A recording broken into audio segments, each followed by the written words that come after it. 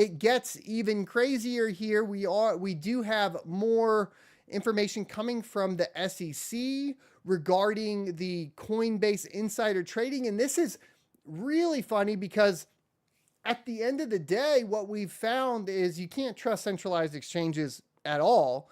And even if they weren't tied to these problems of being KYC'd and completely doxing your person and yourself to the IRS or to the government in general, and then you run right into, well, even these exchanges are practicing, questionable or they have questionable behaviors surrounding, what they're doing in the back end. And former Coinbase manager and his brother agreed to settle insider trading charges relating to crypto asset securities. The Securities and Exchange Commission today announced that former Coinbase product manager Ishan Wahi and his brother Nikhil Wahi, something like that, agreed to settle charges that they engaged in insider trading through a scheme to trade ahead of multiple announcements regarding at least 9 crypto asset securities that would be made available for trading on the Coinbase platform. Ishan and Nikhil Wahi, there we go, each agreed to be permanently enjoined from violating Section 10B of the Securities Exchange Act and Rule 10B-5 and to pay disgorgement of ill-gotten gains plus prejudgment interest. Here's the weird part that I never really understand about a lot of these settlements. And we saw it, obviously with like Mt. Gox and stuff like this. The government confiscates those or takes those penalties, but it never goes back to the public.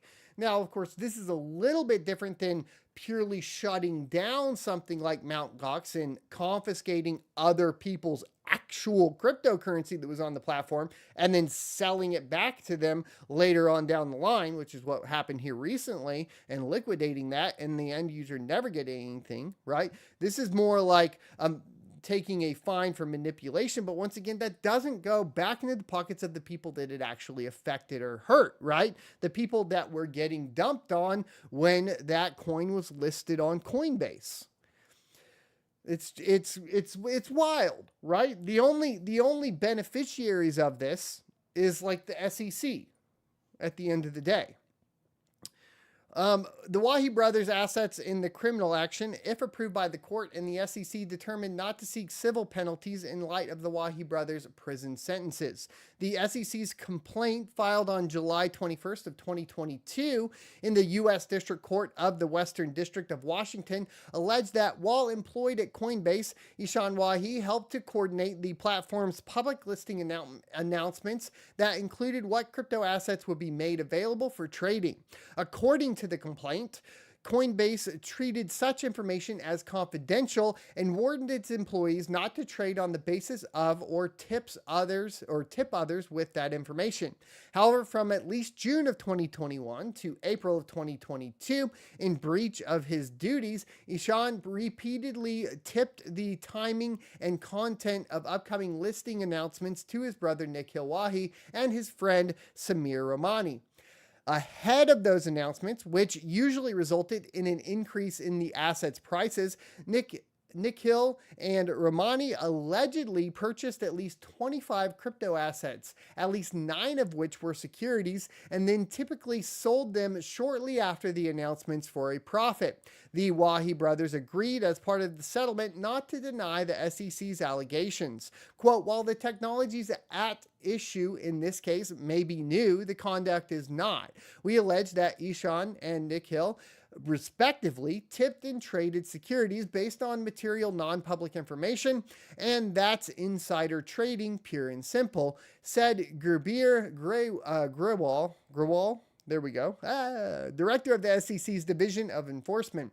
The federal securities laws do not exempt crypto asset securities from the prohibition against insider trading, nor does the SEC. I am grateful to the SEC staff for successfully working to resolve this matter.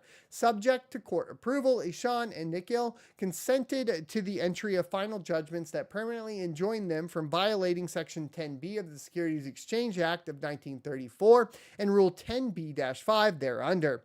In the criminal action, Ishan and Nikhil pled guilty to conspiracy to commit wire fraud. Ishan was sentenced to 24 months in prison and ordered to forfeit 10.97 Ether and 9,440 Tether.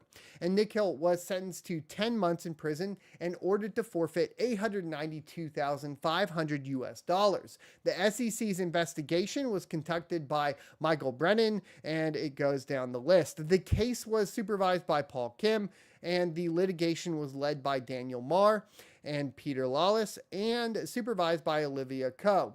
The SEC appreciates the assistance of the U.S. Attorney's Office for the Southern District of New York and the FBI.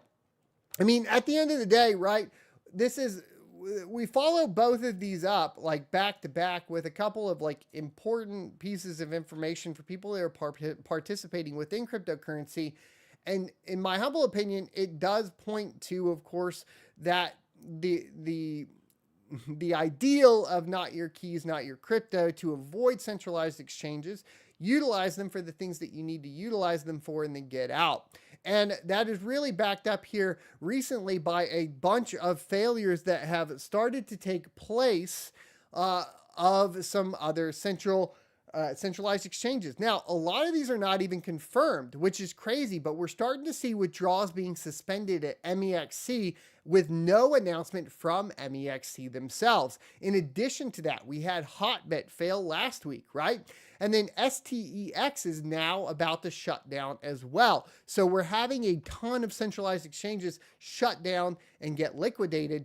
This was thought to be something that was primarily seen at the beginning of this bear run when we saw collapses of like FTX and so on.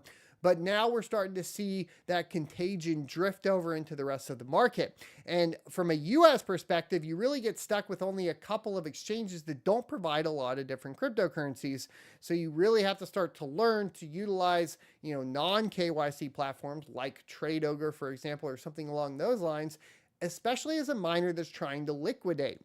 The other option for miners, of course, here that you may want to pay attention to is mining the things like Zerg Pool or Unminable or even NiceHash to get paid out in something that is supported. However, all of those options also have their problems and issues that come along with it, right? So it can be a tricky position to be in, especially if you're trying to liquidate for paying for power, etc. So maybe you just want to move into Bitcoin. I don't know. I'd like to hear your thoughts and opinions in the comment section below, as well as the live chat. I did have a couple other thoughts here surrounding this as far as centralized exchanges go, and just pointing out the amount of manipulation within cryptocurrency as a whole, right? We have manipulation on the proof of work side, on the FPGA side of things for mining and restriction to bit streams and the old pump and dump, right, where they pump the price of the coin up, dump the hardware, dump the coin after they've sold the hardware, move on. We also see this with Bitmain. We saw that most recently with Kadena. We'll start to see it with other coins once again. It just kind of is the way they perform that. So you already have that manipulation going on there. So not everything is as it seems on the front, right? You also have this other problem of like each coin community trying to encourage more people to buy in, but really it just ends up being a Ponzi scheme, I suppose. Really, as I get further and further into cryptocurrency, everything just appears to be a Ponzi, including the US dollar. So it's not just, the cryptocurrency itself. And the only way to really combat that is with, the amount of power availability you have and the amount of power hash rate that you have. And I think that, and I think that has to go along the lines of established cryptocurrencies to protect yourself. But then we see the manipulation on, of course, the exchange side. We've seen a ton of manipulation on Caspa for MEXC. We've seen it on for Caspa on KuCoin. A lot of this, though, can just be exacerbated by the users enabling trading bots or utilizing trade bot services, utilizing leverage, all of this sort of stuff. So it's not It's not like you can point it directly at a single individual, right? Or a single company, but all of this manipulation is almost just compounded as a whole across the collective, right? It's not a single point of failure that you can point at and say, well, if we fix this, then we fix the world, right? It's like when you see, it's a nice idea, right? People always say like Bitcoin fixes this, or fix the money, fix the world. It's like, well, I like your idea. I think it's a step in the proper direction, but if we're being completely honest, it's clearly not a fix, right? Thanks for checking out this clip from the Crypto Mining Show. You can check out the full episode here or more crypto content down here. Also, I'd like you to check out my locals page at sonofatech.locals.com, where you can become a member for free or choose to be a $5 a month supporter that unlocks additional content.